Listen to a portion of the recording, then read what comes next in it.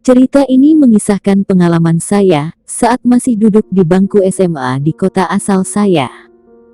Nama saya Tika, dari Samarinda, Kalimantan Timur. Saya masuk salah satu SMA negeri yang memiliki fasilitas asrama. Di sana, saya bertemu dengan teman dari berbagai macam daerah dan suku. Singkat cerita, pada awal masuk sekolah dan tinggal di asrama, kami semua tidak pernah menemukan kejanggalan dan keanehan-keanehan yang terjadi. Perlu diketahui, letak asrama kami berdekatan dengan sekolah. Di belakang bangunan asrama terdapat gunung dan hutan yang ditumbuhi berbagai macam jenis pepohonan lebat dan rindang. Tak jauh dari asrama juga terdapat kolam kecil. Hanya sekat dinding semen yang memisahkan asrama kami dengan hutan tersebut. Seminggu, 2 minggu tinggal di asrama. Kami merasa senang karena bertemu teman-teman baru, saling bertukar cerita dan lainnya. Sekolah kami juga menerapkan disiplin yang tinggi. Jadi, semua kegiatan siswa sudah dijadwalkan sedemikian rupa. Mulai dari mandi, sholat berjamaah 5 waktu, sarapan, apel pagi sebelum masuk kelas, kegiatan les tambahan, makan, hingga apel malam sebelum tidur dan lain-lain. Sore itu, anak asrama sudah mandi semua dan bersiap untuk melaksanakan sholat maghrib berjamaah di masjid sekolah. Karena saat itu, aku sedang datang bulan, aku hanya tinggal di kamar asrama bersama teman lainnya sambil menunggu waktu makan malam. Entah mengapa, sore itu anak-anak di asrama terdengar ribut sekali. Ada yang ngobrol, sibuk menari, sibuk kesana kemari, sampai-sampai suara mereka terdengar hingga di luar asrama. Padahal, saat itu, sedang menunjukkan waktu maghrib. Hingga, salah seorang penjaga asrama menegur untuk tidak ribut. Kejadian itu terulang terus, sampai 3 malam berturut-turut. Hingga pada malam ketiga, ibu asrama juga memperingatkan, apabila ada yang ribut akan diberikan hukuman. Di satu sisi, ada salah seorang temanku, namanya Aji Tika. Kalau dilihat dari namanya, dia memang masih keturunan ningrat kerajaan Kutai. Sudah 2 hari ini dia sakit, dia mengeluhkan badannya panas dan asmanya kambuh. Hingga setelah jam makan malam, ayahnya datang menjenguk dan izin kepada ibu asrama, mengajaknya pulang untuk berobat ke dokter. Malam itu, ayah Tika tidak datang sendiri. Ia datang bersama dengan saudaranya, Om Beni. Saat melihat keadaan Tika, tiba-tiba Om Beni berkata, sepertinya ada yang lain dengan sakitnya Tika. Ia pun meminta sepotong kunyit kepada ibu asrama, yang kebetulan ada di dapur asrama. Setelah kunyit dibersihkan, Om Beni mengoleskan kunyit tersebut ke bagian dahi dan tangan Tika. Terlihat warna kunyit tersebut merah sekali di dahi dan tangan Tika. Om Beni pun mengatakan, kalau Tika mengalami kepunuhan, istilah daerah Kutai bahwa adanya campur tangan atau gangguan makhluk halus. Maka dari itu suhu badan Tika tidak kunjung turun. Om Beni meminta ayah Tika untuk segera membawa Tika pulang untuk dibawa betawar dan berobat secara tradisional daerah. Setelah Tika dibawa pulang, kami para anak asrama pun bersiap untuk makan malam dan masuk kelas untuk mengikuti les tambahan. Selesai jam les tambahan, kami pun mengikuti kegiatan apel malam, tujuannya untuk memastikan apakah anak asrama sudah lengkap semua. Selesai apel, temanku Rina, Ayu, Dina, Eko, dan Adit kembali ke kelas karena malam ini jadwal mereka melaksanakan piket menyapu di kelas. Saat Ayu pergi ke kelas, tiba-tiba ia berlari kembali keluar sambil berteriak kencang. Anak-anak asrama pria yang lokasinya dekat berhamburan keluar karena terkejut dengan teriakan Ayu dan menanyakan apa yang terjadi. Ayu menceritakan kalau dia melihat sosok berwarna putih berdiri di pojok kelas saat hendak menyapu. Sontak saja, teman-teman yang lain pun langsung pergi ke kelas untuk mengecek kebenarannya. Alangkah terkejutnya mereka. Ternyata, sosok putih itu adalah Eko yang memakai mukena putih dan berdiri di pojokan kelas. Eko sengaja mengerjai Ayu yang sedang ulang tahun hari itu. Semua pun langsung bersorak memarahi kelakuan Eko dan tertawa bersama. Setelah menyelesaikan piket malam, mereka semua pun masuk asrama masing-masing. Malam berikutnya, aktivitas kami pun tetap sama. Melaksanakan jadwal les tambahan di kelas. Tapi kali ini ada yang beda. Saat apel malam, Resti, siswa asal Bandung, tiba-tiba menangis dan menutup matanya dengan telapak tangan. Ibu asrama coba menenangkan, tapi dia tetap tidak mau menurunkan telapak tangannya dari muka. Kami pun bergegas membawa Resti ke asrama. Sesampai di asrama, semua bertanya ada apa. Namun Resti masih menangis. Ibu asrama pun menyuruh Resti untuk istighfar dan menceritakan apa yang terjadi. Sambil menangis, dia bercerita kalau ada sesuatu yang dilihatnya. Kami pun langsung mendekati tempat duduk Resti untuk mendengarkan. Resti pun menceritakan. Ia melihat sesosok wanita berbaju putih saat di kelas berambut panjang, namun wajahnya tak tampak jelas. Awalnya Resti mengacuhkan sosok itu, tapi dia mulai takut saat sosok tersebut melambai ke arah Resti. Dan saat apel malam berlangsung, sosok wanita itu ada berdiri tepat di samping ibu asrama, dan melambai kembali ke arah Resti. Resti pun tak henti-hentinya menangis menceritakan apa yang dilihatnya. Kami yang mendengar pun merasa ketakutan jika yang dilihat Resti memang benar adanya. Dengan segera ibu asrama menyuruh kami untuk membaca surah Yasin agar Resti jadi tenang. Perlahan, Resti mau membuka tangannya dan beristighfar. Setelah selesai membaca surah Yasin, kami semua segera pamit untuk kembali ke kamar masing-masing. Keesokan harinya, saat di kelas, semua berjalan biasa aja. Tiba saat jam istirahat, Budi, salah seorang temanku menceritakan, saat jam pelajaran tadi ada sesosok pria berkulit hitam legam tanpa baju, mondar-mandir di samping jendela kelas. Namun, tidak semua dari kami percaya. Mungkin Budi hanya ingin menakut-nakuti kami atas kejadian Resti semalam. Tapi, ternyata Resti juga melihat sosok laki-laki itu, memang mondar-mandir di samping jendela kelas. Kami pun mulai mempercayai cerita Budi. Cerita Budi dan Resti semalam pun, terus kami bahas di kelas, ruang makan, dan asrama. Kami bingung, kan baru sekarang mereka mengganggu, kenapa tidak pada saat awal-awal masuk asrama? Apakah ini cara mereka berkenalan dengan kami penghuni baru asrama?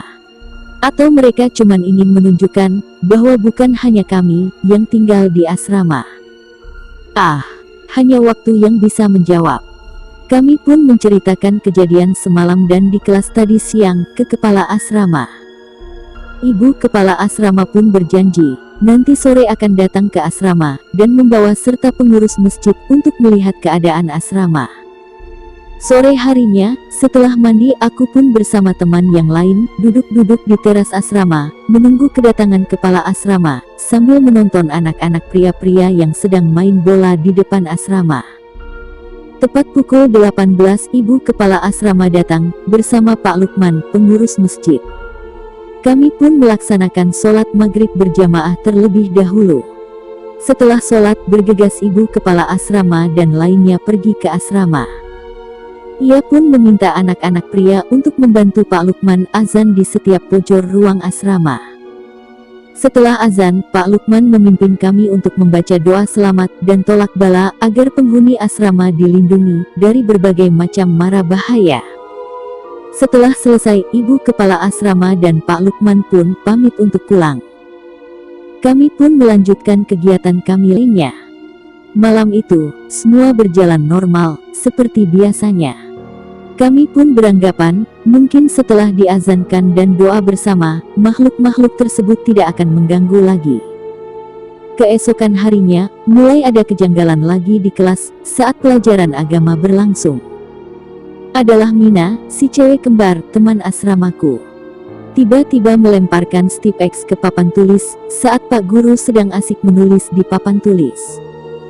Semua pun terkejut, kenapa Mina tiba-tiba melempar Stipex, padahal di sana sedang ada Bapak Guru. Saat ditanya Pak Guru, ia hanya tertunduk sambil tertawa. Seperti ada yang aneh. Pak guru pun mendekatinya, menanyakan apa yang terjadi. Sambil tertawa, Mina cuma bilang, pelajaranmu nggak bagus, bikin sakit kepalaku saja. Terlihat mata Mina merah saat itu, seperti orang mabuk. Tak lama, Mina pun pingsan. Kami semua di dalam kelas panik dan heboh. Segera kami meminta teman pria, membawa Mina ke ruang UKS sekolah. Lama sekali, Mina baru sadarkan diri. Saat dia mulai sadarkan diri, semua anak yang menemaninya penasaran menanyakan apa yang sebenarnya terjadi. Namun, Mina sendiri terlihat seperti orang bingung, dan bertanya kenapa bisa ada di UKS. Saat dijelaskan kejadian di kelas tadi, Mina baru ingat kalau sebelumnya, dia merasa seperti ada yang berbisik di kupingnya, temani aku, temani aku. Setelah itu, Mina merasa pusing dan pundaknya terasa berat. Tak lama setelah itu ia pun lupa apa yang terjadi. Pada sore harinya, terlihat Aji Tika sudah kembali ke asrama, diantar ayah dan omnya. SBLM berpamitan pulang, Om Beni pun menasehati kami. Beliau mengatakan, kalau kami sebagai warga asrama, sebaiknya jangan ribut atau terlalu bising. Karena, sepenglihatan mata batinnya, ada makhluk yang memperhatikan kami, dan tidak senang dengan kelakuan beberapa anak asrama. Ia pun memperingatkan untuk tetap berhati-hati. Karena, mungkin akan muncul gangguan-gangguan lainnya. Mendengar peringatan tersebut, kami pun merasa was-was dan akan merubah perilaku yang tidak baik. Pada malam harinya, giliran asrama pria yang diteror makhluk tersebut. Randy, yang hendak ke toilet selepas sholat maghrib, dibuat kaget saat pintu toilet tiba-tiba terkunci dari luar. Dan anehnya, tidak ada yang menyadari atau mendengar teriakan Randy. Padahal, di dalam asrama ada beberapa temannya tengah menonton TV. Akhirnya, saat Bayu teman sekelas Randy ingin ke toilet, barulah mereka menyadari bahwa ada orang berteriak dari toilet untuk meminta tolong. Ia pun segera membuka toilet dan terkejut ada Randy di dalam. Dan yang lebih mengherankan, Bayu menanyakan kepada Randy, sejak kapan Randy di toilet. Karena, sepenglihatan Bayu, Randy ada di masjid bersama teman-teman yang lainnya. Randy pun meyakinkan kalau ia memang benar-benar terkunci di toilet sedari tadi. Lalu, siapa Randy yang ada di masjid bersama anak-anak tadi? Mereka pun segera menceritakan kejadian ini kepada Bapak Asrama dan Pak Lukman. Akhirnya, diputuskanlah malam ini tidak ada les tambahan di kelas. Tapi diganti dengan pengajian bersama di asrama masing-masing dengan tujuan meminimalisir gangguan-gangguan dari makhluk yang mulai menampakkan keberadaan mereka. Setelah selesai pengajian, kami pun bersiap-siap untuk pergi tidur. Namun, belum lagi kami tidur, tiba-tiba, Resti yang baru kembali dari toilet luar, berlari sambil berteriak histeris. Ibu asrama kaget dan menanyakan apa yang terjadi. Resti menceritakan, saat hendak masuk toilet pas di depan pintu toilet, ia melihat sesosok makhluk hitam, berambut panjang, bertaring, dan bermata merah. Resti yang merasa takut mencoba lari. Namun, ia merasa kakinya seperti terkunci. Resti tidak bisa bergerak sama sekali. Menurut Resti, makhluk tersebut pun sempat berbicara dengan Resti menggunakan bahasa Kutai. Aku dah memperhatikan awak dari lama. Aku ndak beneh dengan awak. Aku ndaknya awak umpat aku jadi pasanganku. Artinya, aku sudah lama memperhatikanmu. Aku menyukaimu. Aku ingin kamu ikut denganku untuk menjadi pasanganku. Cerita Resti mengikuti ucapan makhluk tersebut. Resti pun hanya bisa diam dan ketakutan. Mungkin karena marah, ucapannya tidak dibalas. Tiba-tiba, muncul lagi makhluk di belakangnya, yang berwujud sama dan lebih besar daripada yang sebelumnya. Makhluk tersebut semakin dekat dan semakin besar. Sekuat tenaga Resti mencoba berlari. Ia pun membaca semua doa yang ia tahu. Setelah membaca ayat kursi sebanyak 7 kali, akhirnya Resti bisa terlepas dari kekakuannya tersebut. Resti pun langsung berlari masuk asrama. Antara rasa lucu dan takut mendengar cerita Resti. Karena aku baru tahu kalau makhluk seperti itu bisa juga menyatakan rasa suka.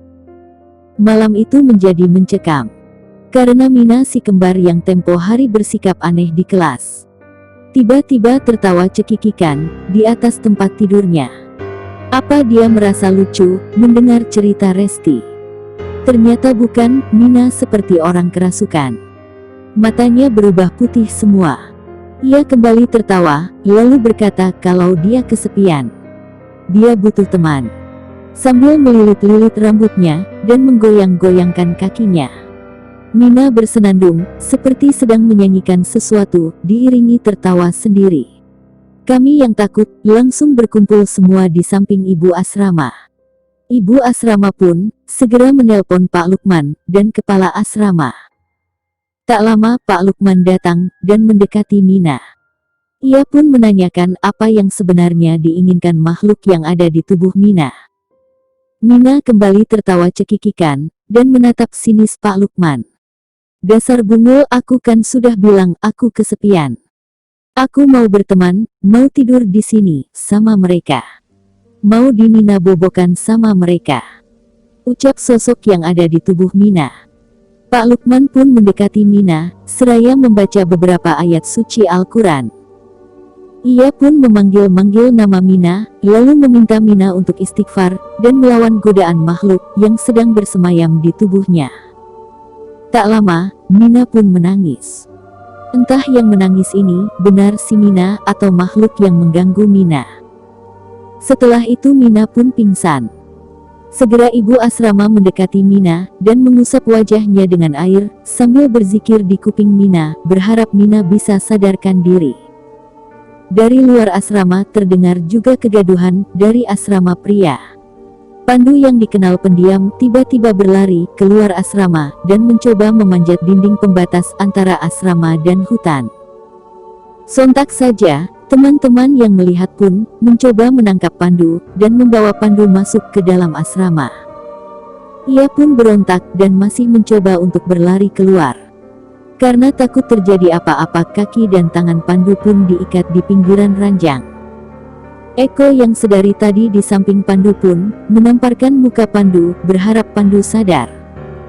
Tapi bukannya sadar, Pandu malah semakin histeris dan berontak. Di tempat berbeda, ternyata malam itu omnya Tika kembali datang ke asrama. Karena ditelepon Tika untuk datang ke asrama. Sesampainya di asrama, Tika pun menceritakan apa yang terjadi kepada omnya. Belum selesai ia bercerita, omnya kaget dengan teriakan Pandu, yang ternyata belum sadar dari tadi. Bergegas Om Beni pergi ke asrama pria. Entah ditawar atau apa, Om Beni menaruh tangannya di kepala Pandu. Lalu seperti membaca doa. Seketika Pandu pun bereaksi, ia tertawa dan berusaha berontak. Om Beni lalu bertanya, siapa makhluk yang bersemayam di tubuh Pandu, dan apa maunya? Makhluk tersebut pun menjawab kalau dia adalah penunggu pohon bambu yang ada di dekat kolam belakang asrama. Ia menceritakan kalau makhluk-makhluk gaib di sini bermunculan karena mereka tidak suka dengan kelakuan beberapa anak di asrama. Mereka marah dan terusik karena setiap maghrib anak asrama ribut, belum lagi ada yang dengan sengaja menyiramkan air panas dan terkena tubuh mereka. Dan juga ada yang menghancurkan rumah mereka saat bermain bola. Maka dari itulah, mereka yang semula tentram jadi terganggu dengan ulah para anak asrama. Om Beni meminta makhluk tersebut pergi dari tubuh Pandu. Om Beni membacakan doa, lalu meniup ke ubun-ubun Pandu. Pandu pun langsung tak sadarkan diri. Ia juga menyuruh Eko untuk mengambilkan air minum untuk Pandu, dan menyuruhnya meminumkan ke Pandu bila sadar. Setelah semua mendengar apa yang dikatakan makhluk yang masuk ke tubuh Pandu, Om Beni pun menambahkan kalau pagar gaib yang sudah memagari asrama kami terbuka akibat ulah kami sendiri. Ia pun bertanya, siapa yang telah menyiram air panas dan merusak rumah mereka saat main bola. Terlihat para penghuni asrama pria saling tatap, seperti mencari siapa pelakunya. Randy pun mengaku kalau beberapa hari yang lalu, secara sengaja menyiram air panas bekas rebusan mie keluar pintu asrama tanpa permisi. Dan sempat juga membuang air panas ke pembuangan air toilet. Eko pun menambahkan, mungkin rumah yang dimaksud mereka adalah tong sampah yang ada di depan lab bahasa, dihancur anak-anak saat main bola sore tempo hari. Mereka memang dengan sengaja menghancurkan semenan tong sampah saat bermain bola. Om Benny pun menyayangkan perbuatan mereka yang tidak bisa menjaga diri. Ia pun meminta agar lebih hati-hati. Om Benny juga menambahkan, menurut penglihatan mata batinnya, di lab bahasa tersebut ada sesosok wanita tanpa kepala tinggal di sana. Ada 3 sosok makhluk gaib di dekat kolam. Masing-masing Miss Kunti Om G dan hantu tanpa kepala. Lalu, 2 Om G yang menunggu toilet umum di luar asrama, yang menembak Resti tadi. Mereka selalu memperhatikan kelakuan anak asrama dari jauh. Maka dari itu Om Benny meminta anak asrama untuk sementara menghambur garam ke sekeliling asrama agar tidak muncul gangguan lagi. Sepulangnya Om Benny dari asrama, kami semua pun kembali dengan kegiatan masing-masing. Sebenarnya ada perasaan takut dan menyesal tinggal di asrama. Kenapa harus ketemu dengan kejadian-kejadian aneh seperti ini? Tapi ternyata ini belum seberapa. Keesokan harinya kami masih diteror oleh makhluk-makhluk itu lagi. Mina si kembar pun sering sekali kerasukan. Tanpa mengenal waktu dan tempat. Kali ini saat di masjid selesai sholat asyar. Masih menggunakan mukena, Mina berkelakuan aneh. Ia tiba-tiba menangis.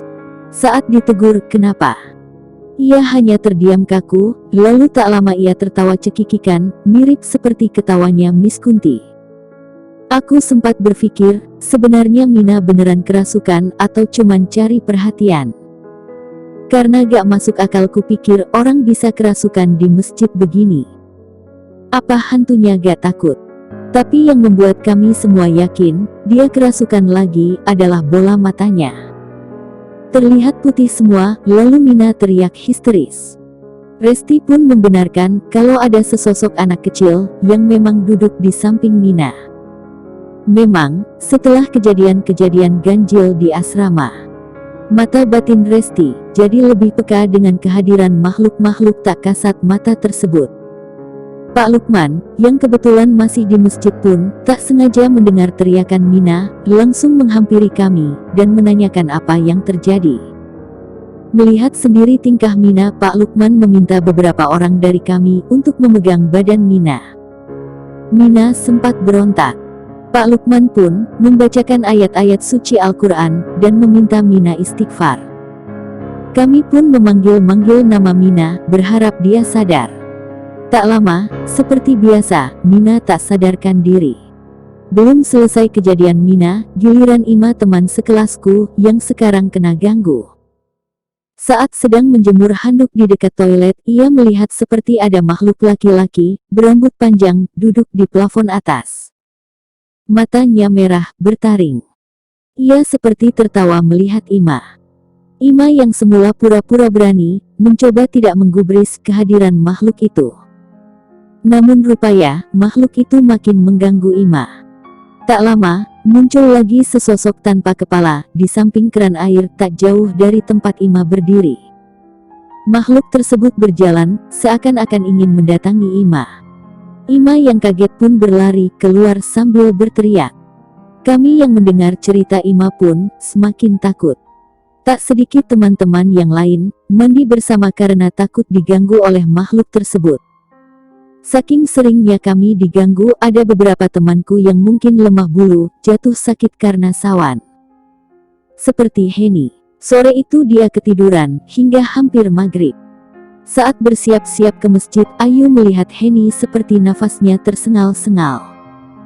Matanya terbuka sedikit, seperti meminta tolong, tapi tak dapat bersuara.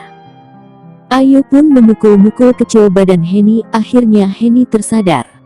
Ternyata, Henny mengaku melihat sesosok wanita, duduk di lemari dekat TV. Sambil mengayun-ayunkan kakinya. Rambutnya panjang, menutupi semua mukanya. Heni pun berkata, ia mencoba teriak minta tolong, tapi mulutnya serasa terkunci. Setelah tersadar, Heni tidak henti-hentinya menangis, meminta dipulangkan ke rumah. Kami mencoba menenangkan Heni agar tidak takut lagi.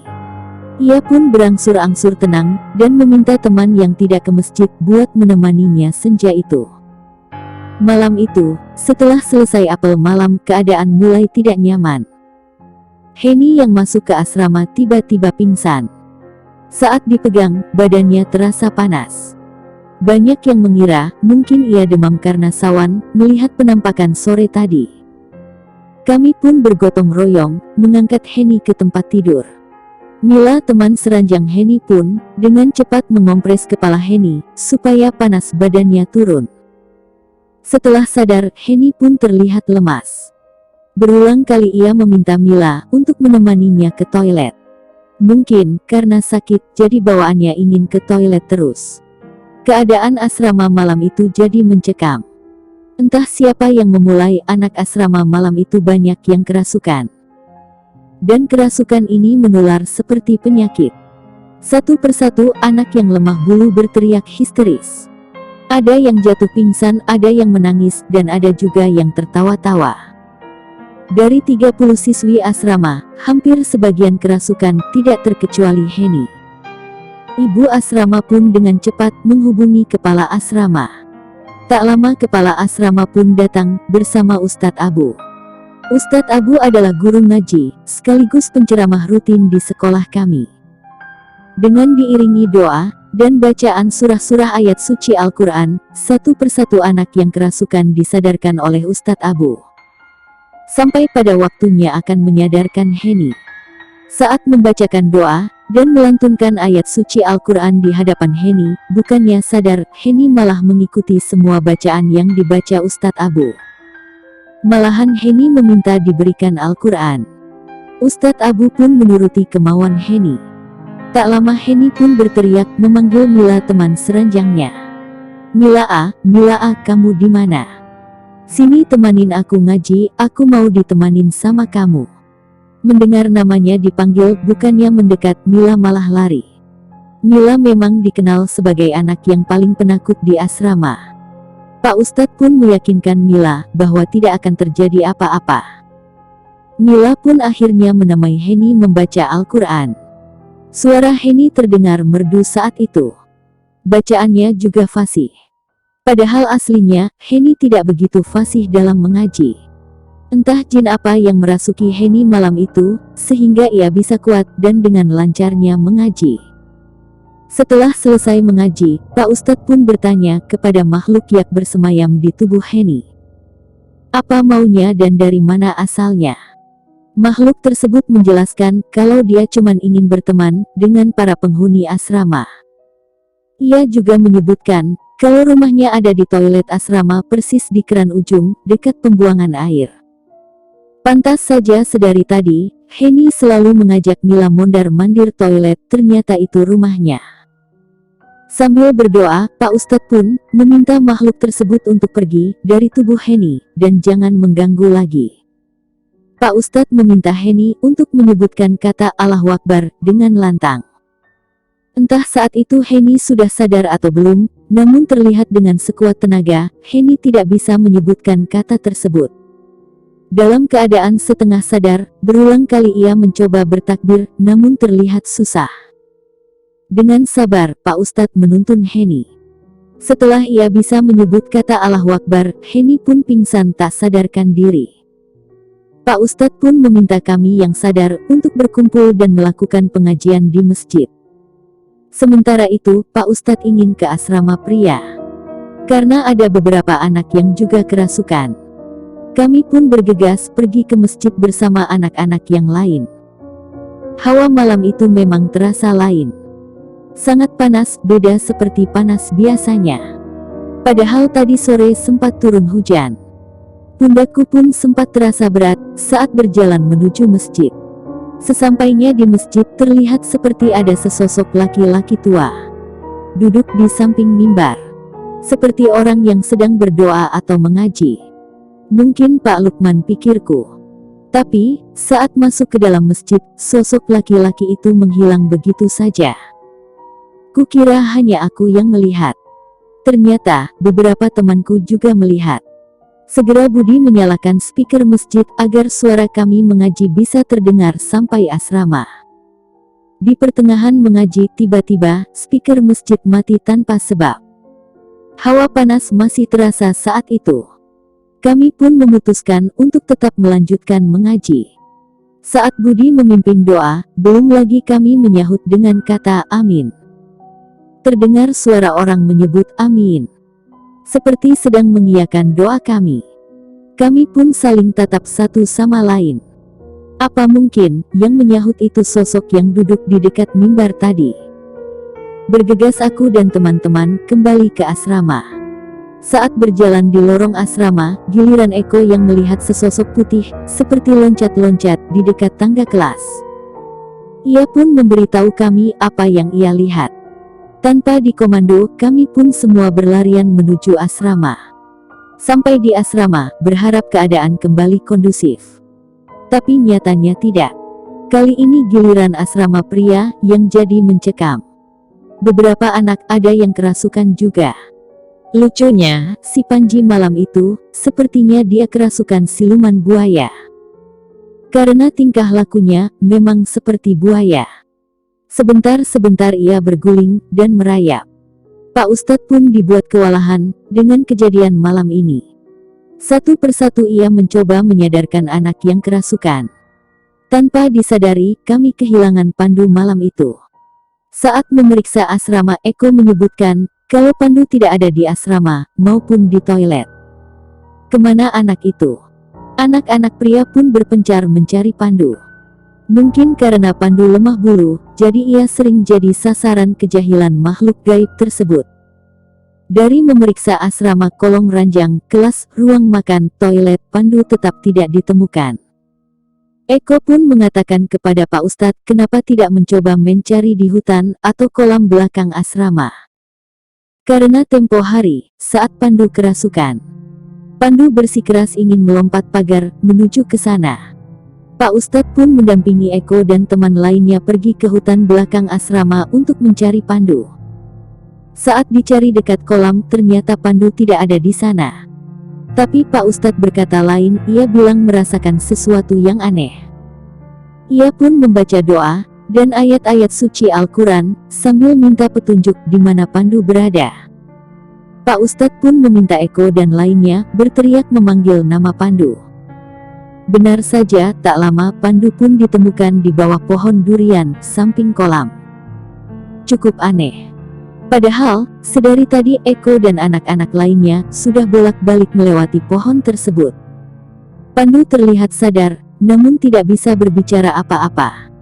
Pak Ustadz pun menyuruh Eko dan yang lainnya untuk segera menggotong Pandu ke asrama.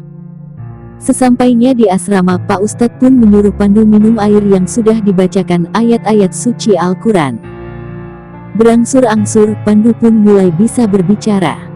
Ia menceritakan, kalau tadi dia diajak wanita berambut panjang untuk pergi ke kolam belakang.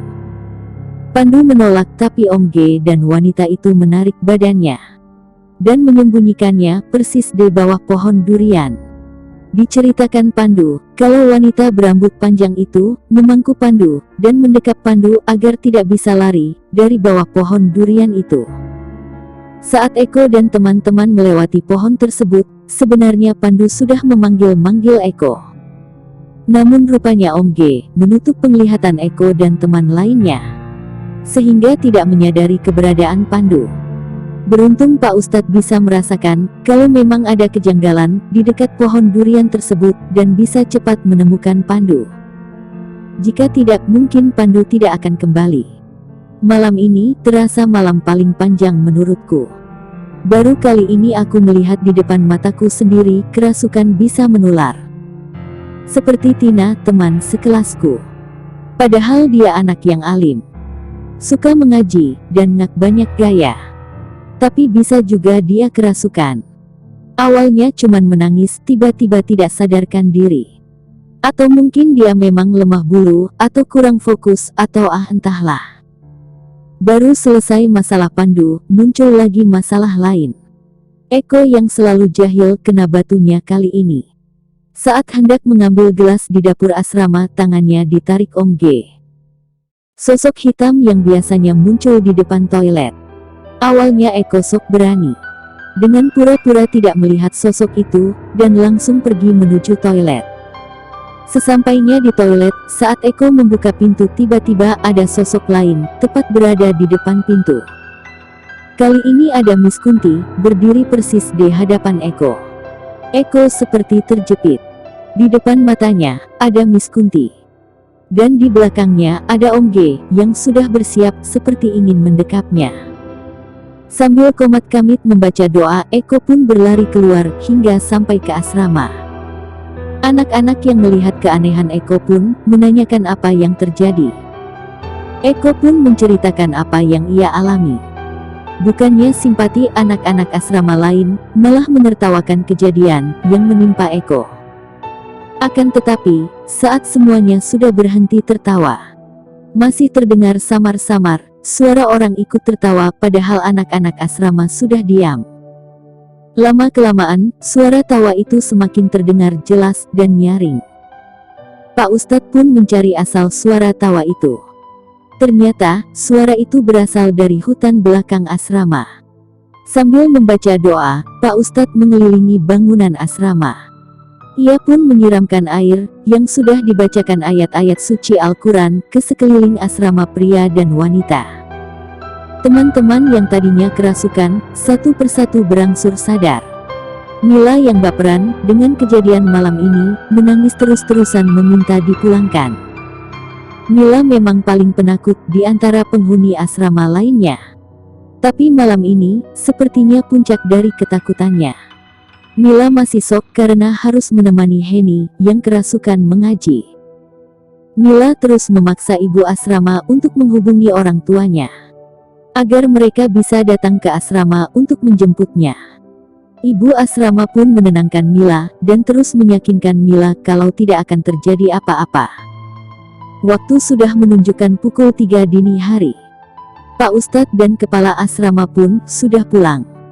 Semua anak asrama yang kerasukan pun sudah sadar, dan sudah bersiap untuk istirahat. Baru saja ingin tidur, tiba-tiba pintu asrama diketuk dari luar. Tidak ada yang berani membuka pintu. Sampai ketukan yang ketiga kalinya, Ayu pun berinisiatif untuk membuka.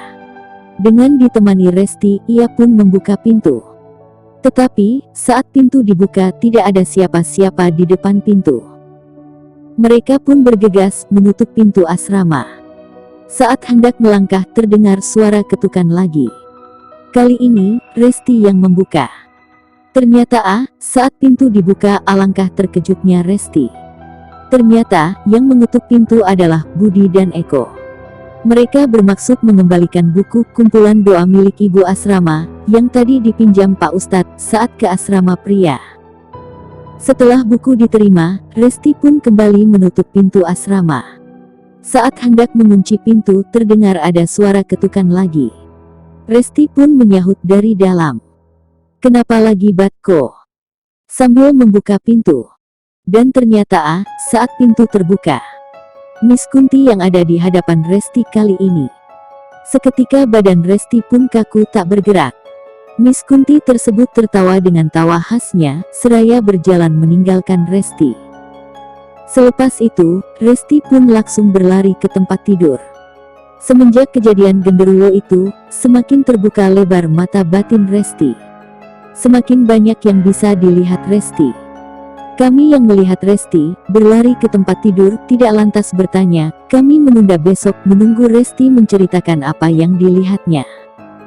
Semua pun bergegas tidur. Keesokan harinya, semua anak-anak di kelas terlihat lesu. Jelas saja karena kejadian tadi malam mengurangi jatah tidur kami. Para guru pun hari itu, yang tahu keadaan kami, memaklumi dengan tidak memberikan terlalu banyak materi pelajaran. Selepas selesai jam sekolah terlihat orang tua Mina menjenguk Mina si kembar. Ia datang bersama 2 orang pintar. Orang tua Mina mengetahui kalau anaknya belakangan ini jadi sasaran kejahilan makhluk gaib. Ia pun juga mencoba menerawang Resti. Kala itu ia menyebutkan kalau Resti tidak mau diganggu lagi dan mata batinnya ditutup, maka Resti harus melakukan suatu ritual, entahlah aku lupa apa nama ritualnya. Pada malam harinya, Ok pintar bawaan orang tua Mina melancarkan aksinya. Ia memercikan air penawar ke sekeliling asrama. Setelah itu, lantas ia membakar dupa sambil membaca doa di samping asrama. Tampak dari kejauhan, ia seperti komat kamit dan berbicara dengan seseorang. Kami yang penasaran pun mencoba mendekat. H3 makhluk alam sebelah, jangan ganggu anak cucumu, di sini mereka hanya sekedar menuntut ilmu, bukan mau bermain.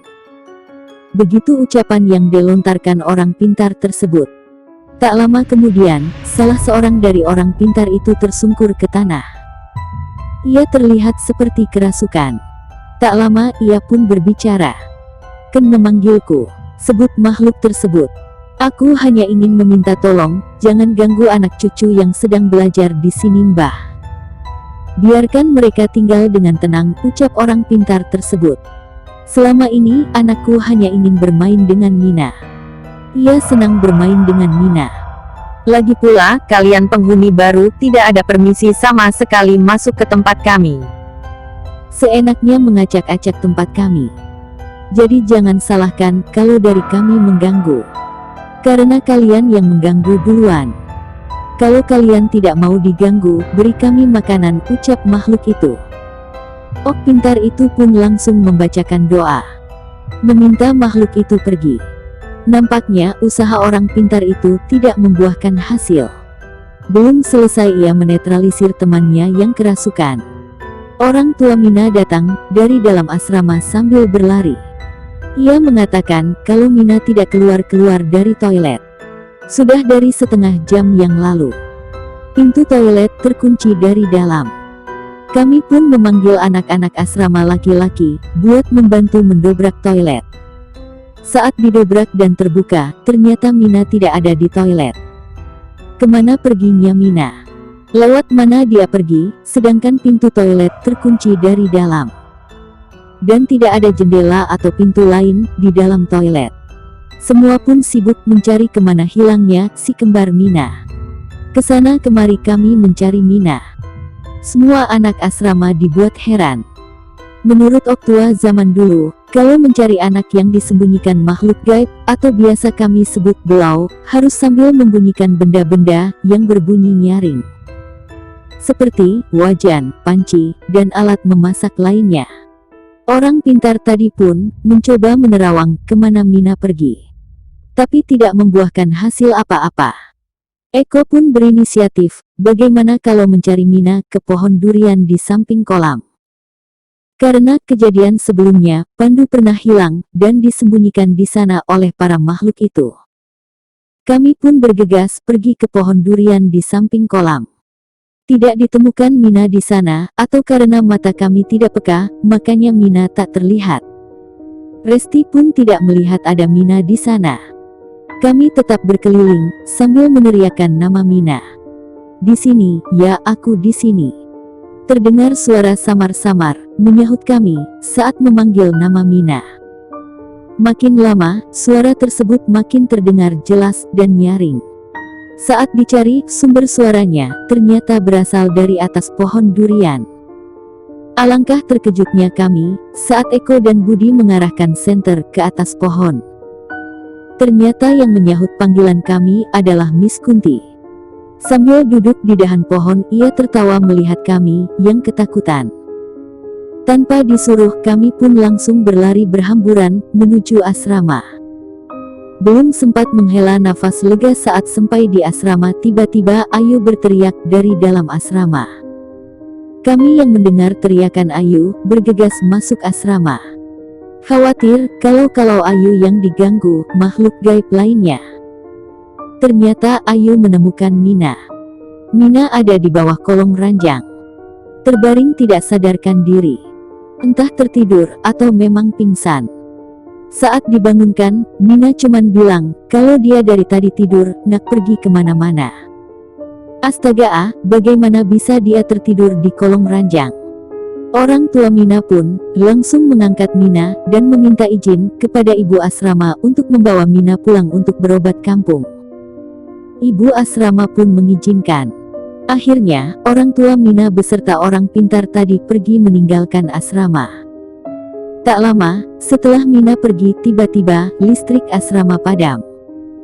Sepertinya, memang pemadaman dari pihak PLN sebab lampu jalan kala itu juga padam. Bertambahlah ketakutan kami. Sudah gelap, angin bertiup kencang seperti akan turun hujan. Tak sedikit murid asrama yang tidur seranjang berdua karena merasa takut tidur sendiri malam itu. Saat bersiap untuk tidur, tiba-tiba terdengar seperti suara mengaji dari dalam masjid. Ya, ini seperti dari kaset mengaji yang biasa diputar Pak Lukman sebelum sholat maghrib. Tapi, saat ini kan sedang mati lampu. Lalu siapa yang menyetel kaset mengaji tersebut? Bagaimana bisa speaker masjid menyala dalam keadaan listrik padam? Ibu asrama, yang juga mendengar suara mengaji itu pun, menelpon Ustadz Abu. Ustadz Abu pun berjanji, besok akan ke asrama, bersama teman-teman pengajiannya untuk melihat keadaan asrama. Keesokan harinya, di hari Minggu, Ustadz Abu datang, bersama teman-teman pengajian lainnya. Harapan kami, semoga setelah ia datang, bersama teman-temannya, bakal ada perubahan di asrama. Pertama-tama Pak Ustadz menjenguk keadaan asrama anak laki-laki terlebih dahulu. Salah satu teman Ustadz Abu, yang spesialis ruqyah, yaitu Pak Jamal, melihat ada yang lain pada sosok Pandu. Pak Ustadz pun menceritakan ke Pak Jamal kalau Pandu, yang tempo hari jadi sasaran kejahilan makhluk-makhluk gaib di sana. Lalu, Pandu juga sempat disembunyikan oleh para makhluk gaib itu. Mendengar kejadian itu, Pak Jamal pun meminta Pandu untuk duduk di dekatnya. Ia pun bertanya kepada Pandu, apakah mereka pernah berkomunikasi atau bertemu lewat mimpi? Pandu menceritakan, entah saat itu sedang sadar, atau dalam keadaan mimpi, si perempuan tanpa kepala meminta ke Pandu untuk membersihkan lab bahasa yang menjadi tempat tinggalnya. Pandu menceritakan juga kalau sebenarnya perempuan itu hanya ingin berteman dengan Pandu, tidak bermaksud untuk mengganggu seperti yang lain. Setelah kejadian itu, mata Pandu lebih peka terhadap penampakan-penampakan makhluk gaib di asrama. Pandu menambahkan, menurut perempuan itu, yang paling kuat dan berkuasa di sini adalah Om G yang sering muncul di toilet. Dialah yang memerintahkan yang lain untuk mengganggu ketentraman anak asrama. Dan anak Om G tersebut memang menyukai salah seorang anak asrama perempuan, yaitu Resti. Om G bertambah marah saat Resti tidak mau menjadi pasangan anaknya dan ikut bersama anaknya. Makanya Om G sering sekali mengganggu anak-anak asrama perempuan. Mendengar cerita Pandu, Pak Jamal semakin penasaran dengan makhluk-makhluk yang menghuni asrama. Ia pun meminta Pandu untuk menjadi mediator kala ia memanggil salah satu makhluk gaib yang ada di asrama. Pandu pun bersedia. Pak Jamal mulai membaca doa, lalu memercikan air ke ubun-ubun Pandu. Seketika itu pula Pandu tak sadarkan diri. Tak lama Pandu seperti orang yang terkejut. Seraya masuknya sosok gaib ke dalam tubuh Pandu. Pak Lukman berharap yang masuk adalah wanita penghuni lab bahasa yang diceritakan Pandu. Namun ternyata yang merasuki Pandu bukan makhluk yang dimaksud. Saat ditanya Pak Jamal, siapa yang ada di dalam tubuh Pandu? Makhluk itu awalnya hanya tersenyum tipis lalu diam. Pak Jamal pun bertanya kembali, siapa makhluk yang masuk ke tubuh Pandu dengan nada lebih tinggi? Makhluk itu pun buka suara. Ternyata ia adalah penunggu pohon durian di samping kolam. Saat ditanya maunya apa dan siapa kemarin yang menyembunyikan Pandu di pohon durian, ia pun mengatakan yang menyembunyikan Pandu adalah Miss Kunti. Dan kenapa Pandu yang diganggu? Karena Pandu yang paling lemah di antara yang lain. Pikirannya sering kosong. sering bimbang, dan mudah untuk dipengaruhi. Pak Jamal pun menanyakan apakah betul yang menguasai tempat ini adalah Om G. Makhluk yang ada di tubuh Pandu pun mengangguk. Ia juga mengatakan, kalau yang lain tidak mengikuti kehendaknya akan diusir, bahkan dibinasakan oleh Om G. Om G juga yang memerintahkan mereka untuk selalu mengganggu anak-anak asrama. Pak Jamal lalu bertanya, siapa sosok yang sering muncul di masjid? Apakah itu ulah Om G juga? Makhluk itu menjelaskan kalau yang menunggu masjid itu adalah kakek tua, jin Islam yang memang tinggalnya di dalam masjid. Hanya dia yang tidak pernah diusik oleh Om G. Karena merasa cukup dengan segala pertanyaannya. Pak Jamal pun meminta makhluk itu untuk masuk Islam dan berjanji akan melepaskan ia dari belenggu Om G. Dan ia bisa bebas tanpa harus takut terhadap Om G lagi.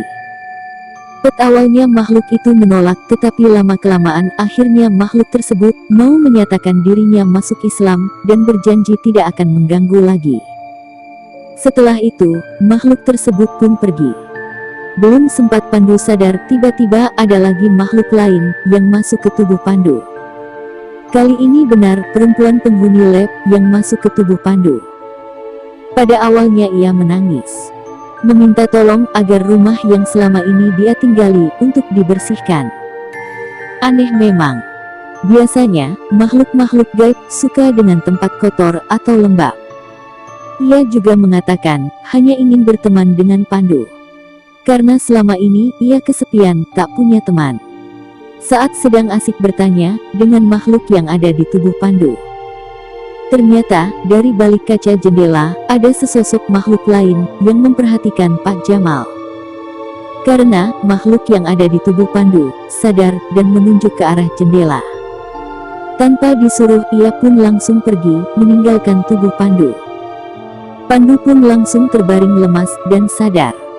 Pak Jamal yang penasaran dengan makhluk tadi pun bergegas menuju ke arah jendela. Namun tidak ditemui siapa-siapa di sana. Pandu yang masih terbaring lemas pun tiba-tiba menunjuk ke arah plafon tepat di atas Pak Jamal. Menurutnya ada Om G persis di plafon di atas Pak Jamal. Ternyata yang memperhatikan dari balik jendela tadi adalah Om G. Yang tidak senang dengan kehadiran Pak Jamal.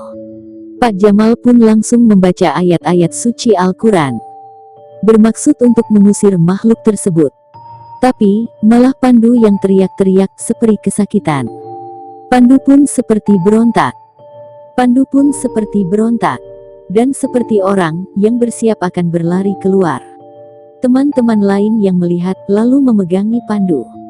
Takut kalau Pandu seperti kemarin, yang ingin memanjat dinding pembatas asrama untuk pergi ke hutan. Benar saja. Pandu tiba-tiba kerasukan lagi. Ia melompat dari atas tempat tidur ke lantai. Sambil tertunduk dan tertawa, Pandu menyuruh kami untuk pergi, dan tidak mengganggunya lagi. Pak Jamal pun bertanya, siapa yang masuk ke dalam tubuh Pandu? Makhluk tersebut hanya tertawa. Pergi sana. Ilmumu tidak bisa menandingiku, ucap makhluk tersebut. Giliran Pak Jamal kali ini yang membalas tawa makhluk tersebut. Pak Jamal pun kemudian mengajak teman pengajian lainnya untuk membaca ayat-ayat suci. Pak Jamal juga meminta anak asrama laki-laki untuk memegangi Pandu agar Pandu tidak lari saat diruqyah. Pak Jamal memegang kepala Pandu, Lalu mengambil sapu lidi, memukul-mukulkannya ke tubuh Pandu. Pandu pun berteriak kesakitan. Cepat keluar atau kamu binasa, ucap Pak Jamal. Tidak, kamu yang pergi, aku sudah lama di sini, ini rumahku, kenapa aku diusir dari rumahku sendiri? Kalian yang tidak permisi masuk rumahku, mengganggu ketentraman kami, makhluk itu membalas omongan Pak Jamal. Pokoknya, kalau kamu tidak pergi sekarang, kamu bakal lebih sakit dari ini. Pak Jamal pun kembali, membaca ayat-ayat suci Al-Quran, dan memercikkan air ke tubuh Pandu. Pandu berteriak-teriak, matanya melolot, tapi yang tampak hanya warna putihnya saja. Seingatku, setelah dibacakan surah Al-Baqarah ayat terakhir, Pandu mulai melemah, lalu tidak sadarkan diri. kata Pak Jamal, makhluk itu sudah pergi dari tubuh Pandu. Namun, bisa jadi dia kembali lagi. Pandu tidak cukup jika sekali diruqyah, harus diulang beberapa kali agar benar-benar bersih dari pengaruh makhluk itu. Pak Jamal pun dan teman-temannya melakukan pembersihan di lingkungan asrama. Di setiap sudut dibacakan doa dan dipercikan air. Begitu juga dengan asrama wanita. Ia meminta semua warga asrama selalu rajin mengaji dan menjaga kebersihan, serta tidak melakukan hal-hal yang memang dianggap mengganggu keberadaan makhluk lain. Setelah kejadian itu, keadaan asrama pun berangsur-angsur membaik. Walaupun si kembar Mina sering pingsan, tapi ia tidak pernah sampai kerasukan atau bersikap yang aneh-aneh. Memang beberapa teman masih sering melihat penampakan wanita ataupun sosok putih di dekat kelas juga belakang asrama, tapi sosok itu hanya menampakkan diri, tidak pernah sampai mengganggu seperti sebelumnya. Kami pun mulai merasa tenang tinggal di asrama sampai hari kelulusan tiba. Cukup bagi kami 2 minggu untuk berkenalan dengan makhluk dari alam lain. Dan kami pun sadar, mereka benar-benar ada, juga barangkali berada di sampingmu yang sedang mendengarkan cerita ini. Selesai. Terima kasih sudah mendengarkan cerita kali ini. Ikuti kisah-kisah selanjutnya. Klik like jika kalian suka dengan cerita ini, dan klik subscribe agar selalu dapat pemberitahuan update cerita-cerita lainnya. Sampai jumpa, salam misteri.